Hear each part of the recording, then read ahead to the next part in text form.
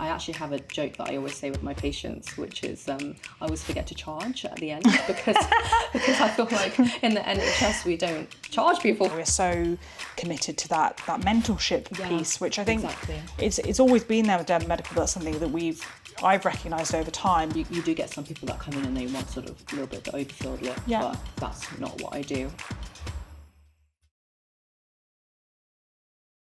Hello and welcome back to the next episode of The Aesthetic Edge. My name is Dr. Harriet Turnbull, Chief Medical Officer at Derma Medical, and today I'm joined by a wonderful former student of ours, Dr. Lamy, and she's going to be talking to us all about her journey from NHS doctor to becoming full-time in aesthetic medicine in just a short few years. And I'll be covering today for Dr. Roche on the podcast. So, Dr. Lamy, thank you so much for coming on and joining us today.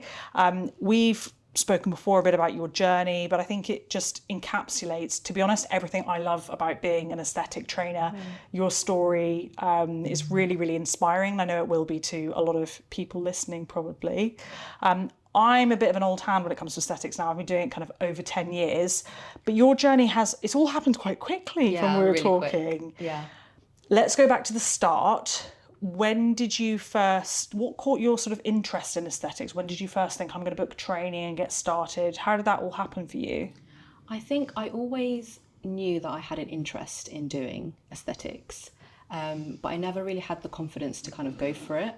But I think when I finished my foundation training, I thought, this is the time for me to do it. Mm-hmm. There was obviously, in terms of working for the NHS, I'm sure you know, and other people may agree with me, but it's very stressful. And there's obviously a lot that goes into it. So I wanted something that was a little bit different, where I could essentially do a little bit more of the creativity side of it, and also a bit more of the patient caring side of it too, because where you have that lovely one-to-one time with a patient, it's really nice to be able to spend that time and make them feel, better in terms of obviously whatever their concerns are.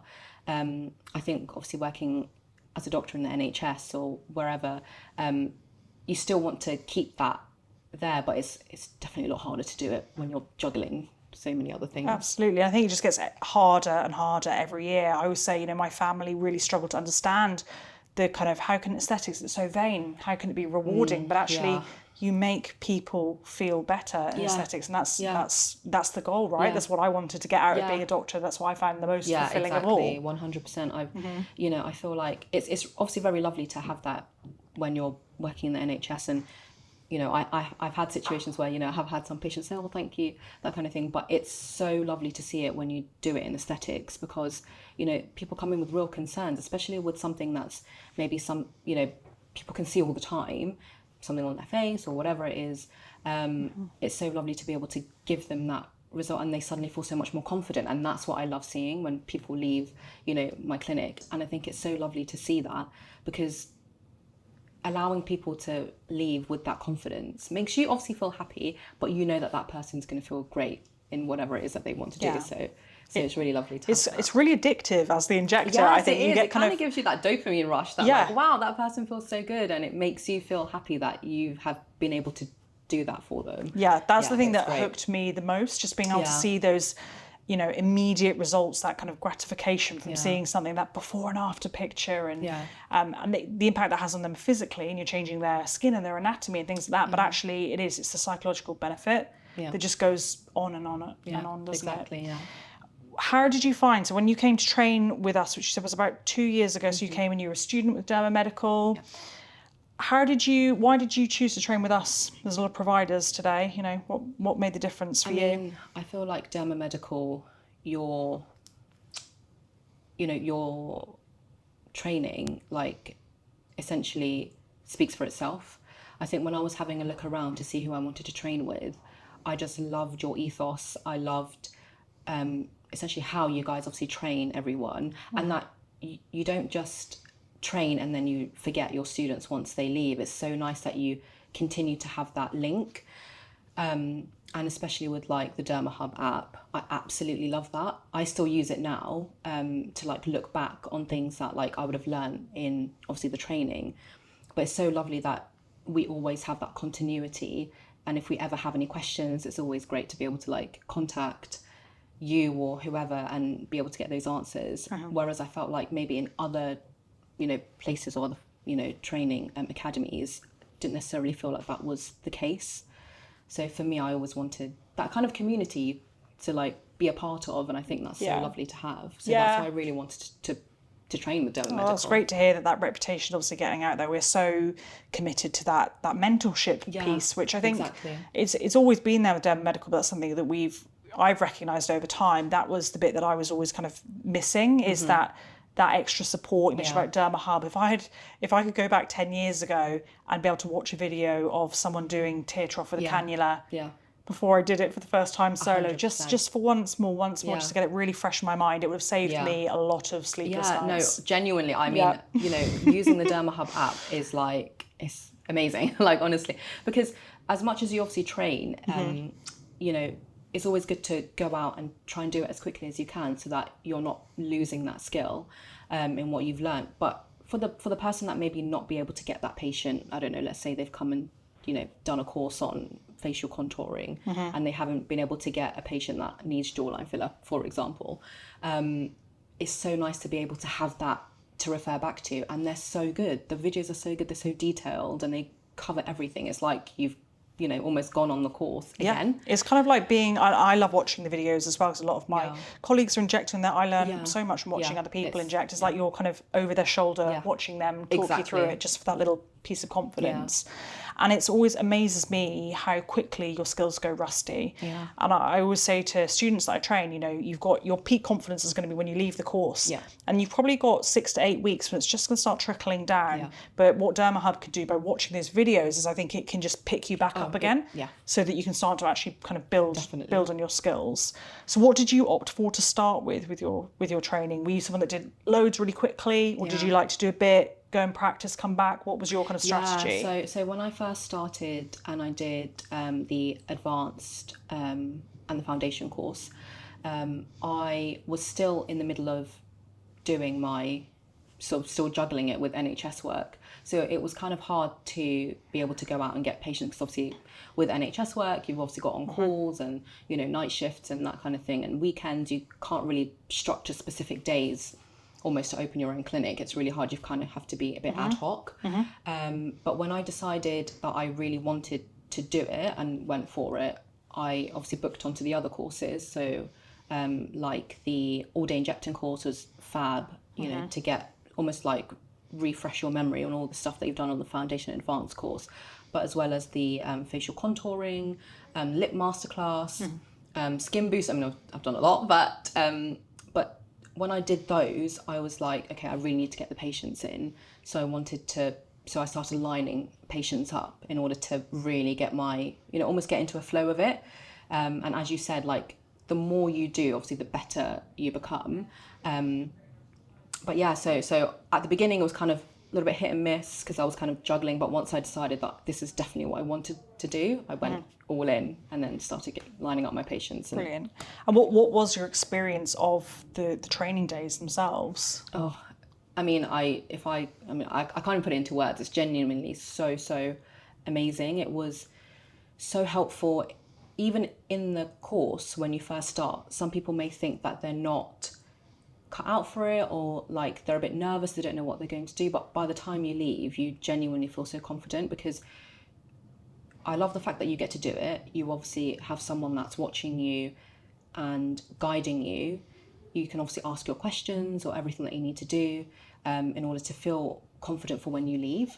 And I think, like I said, if you do have any questions, there are so many different like avenues that you can get help from. But yeah, I just felt like they were so amazing. All the questions that I had, they were answered. They made me feel so much more confident in terms of obviously any concerns that I had injecting, big ones are like vascular occlusion and stuff. When I first started, I thought, Botox is, I love it because it's not really as, worrisome and dangerous as filler. But now that I've obviously done the courses and treated a few patients, now I love filler, because with filler you get that lovely instant result. But all the worries that I had with the vascular occlusion and what if this happens and that happens, they help you with that. They answer those questions for you. So I think it's really, really, that was my main thing that I took away from it. Oh, that's brilliant. That's brilliant to hear, and that's why I'm so passionate about Derma Medical and the training that we provide, because that was my experience 10 years ago. Just the same when I trained. And how does this sort of fit into the story of your life? So where has this taken you, this journey? To where were you when you kind of started this? You mentioned you just finished your foundation training. So when I first started my F1 foundation training, I was pregnant at the time. So obviously 9 months later, I had my lovely daughter, and then obviously went on mat leave. Because I hadn't finished a year, I wasn't eligible for maternity pay. And at the time, we were saving for a house. So I had to then go back to work essentially 2 months after I'd had my daughter, so 8 weeks later. Dr. Lamy, I'm speechless hearing that from the NHS. My goodness. Yeah, so it was very, as you can imagine, very stressful time. You've got a newborn, you're going back into work. And when I started restarting my rotation, after going back, I was doing a lot of night shift, a lot of on-calls, and let alone having to look after a newborn, it was really hard. But I had to push through. Once I did that, that's when my interest really peaked in aesthetic medicine. I thought, really, I want to try and almost kind of verge that way. But I finished my foundation training and then started locuming, again, saving up for a house, etc. So wanted to do that. And then I thought, actually, once I was locuming, I thought, actually, this is the perfect time for me to really look into aesthetic medicine and really give it my all, because I'm not tied necessarily to anything. I can obviously do locum work here and there. But once I went into it and did the courses, all the other courses, I just thought, I love this. I was like, this is what I want to do. This is medicine that I love. And that's what I wanted to, that's why I wanted to continue doing it. And that's why I decided to essentially leave the NHS now. And now I do it full time. That's amazing. And did it feel like a big risk to you at the time? Yes, 100%. I feel like, it's nice when you're working as a doctor and you've got a contract, or, you're on a rota, in training, because, you've definitely got those shifts, they're scheduled, you're going to get paid every month, etc. And, it's a salaried job. So in essence, there isn't really much risk there. But for me personally, I felt like it was worth the risk. Like, the payoff was better for me. Yeah. And I just thought, I'm going to go for it. This is the time for me to do it. And I'd actually applied for GP training, and I'd got my post and everything. And I was, almost on the cusp of going into training, but I just thought, it's now or never. I have to take this chance now. And I did, and I don't regret it. I mean, it's really, really impressive to hear that. And you obviously had that intuition. I think it's always, you've got to go with the things that you love doing. When the passion goes, you've just got to follow that, really, isn't it? Which is fantastic. And I mean, you said you'd only started your training a couple of years ago, but you've kind of gone all in, which is so refreshing to hear. What does life kind of look like for you now in your working life? So I've definitely got more of a work-life balance now, which is great. So, I can take days off if I need to be with my kids. I've got a much nicer, balance in terms of, working and obviously being at home, etc. But also, I just love what I do. I think for a while when I was working in hospital, I started feeling a bit like burnt out, sort of going in every day. You kind of lose that love that you have when you first start, either, in med school, or when you first start working as a junior doctor, you're kind of like a bit doe-eyed almost. You're like, oh, I want to do this and do that. But I feel like over time, with all the other nuances that you have when you're working in hospital, etc., you kind of lose that. Whereas I felt like with aesthetics, it's almost like reignited that passion that I had before. And like we said before, I just love having my patients come in and, have whatever treatment, and they just go and they feel so much, I love it. You've now got patients of your own. You've got that kind of autonomy, practicing independently, but you've also got your own business, which is a whole other thing. How have you found, could you tell me a bit more about your aesthetic business? What does that look like? What's your setup? Yeah, so I have my own clinic now. It's very small. It's not like on a grand scale or anything, but it's definitely very different to the things that we obviously learn when we're studying for our degrees, etc. Because where I'm doing everything by myself, I've had to learn a lot about like marketing. I mean, you guys have a really great business course, which is amazing as well. But learning how to do all of that is definitely, it was definitely interesting. And I'm sort of learning as I go along as well. Still, even now, trying to learn what works well, what doesn't work well, even in terms of like social media, etc., that sort of thing. But yeah, I feel like the business side of things, I've had to learn a lot. It's very different. Yeah. It's definitely very different to what we learn. I actually have a joke that I always say with my patients, which is I always forget to charge at the end because I feel like in the NHS we don't charge people for like whatever procedure we do. So I always have to, like, my patients say, oh, okay, so how much do I have to pay? And I'm like, oh wait, I forgot about that. That's so that's funny. Part of it. So like even that bit is like, that used to make me cringe terribly. So that used, like, especially for the higher price treatments, once it's going over £1,000, you have you're wince like, handing them I'm the. like, oh my god. Yeah. But they're like, it's almost like they're having to say to me like, oh no, it's fine. Like you've done the treatment, so we obviously have to. But yeah, for me, I'm like, I always forget. So you have to relearn that a little bit. And what's your brand, your business, your kind of ethos? What does that sort of look like? So, in terms of, my clinic's called the Novo Clinic, and we're all about subtle, like almost undetectable work. I always want my patients, or I hate calling them patients. I feel like they're almost like my friends when they come in, because I've seen them so many times now. But when they leave, I want people to say, like, to not be able to say that they've had anything. I actually always have a joke again with my patients where when they come in, I want people to say, oh, you look really great. Have you had something done or not? And then if the person wants to say, then they can, rather than people saying, have you had stuff done? Like, because it's really obvious and something is not right there. So yeah, I want it to always be undetectable, natural. That's my ethos. I never want to do overdone. Where I live in Essex, there's a bit of a culture of people like to look a little bit overdone, but I've had to turn a lot of those patients away and say, no, that doesn't fit with what I want to do. You've got to be consistent with your niche, haven't you? Exactly. And what to make it authentic to you. Yeah. And your brand, so where are you based? So I'm based in Essex, in Chelmsford. Chelmsford, okay. Yeah, so lots of different clientele there, which is lovely. But like I said, you do get some people that come in and they want sort of a little bit of the overfilled look, but that's not what I do. I don't want my patients to look like they've had stuff done, unless they want to, willingly say to their friends or family or whatever, oh, I've had this and this and this. I want them to almost look like that is what they just always look like. Yeah, absolutely. Natural, refreshing treatments and things like that, which people talk about a lot, but I see it not always being delivered actually in that way. So that's brilliant that you're sort of sticking to that ethos. Do you have a sense of where you would like to be in 5 years, 10 years? What would Novo Clinic look like then? I mean, I would love to obviously be on a bigger scale. That would be my dream. At the moment, obviously, I've just got a very small room, very small clinic, but I would love to have like my own clinic and have that, be my own space.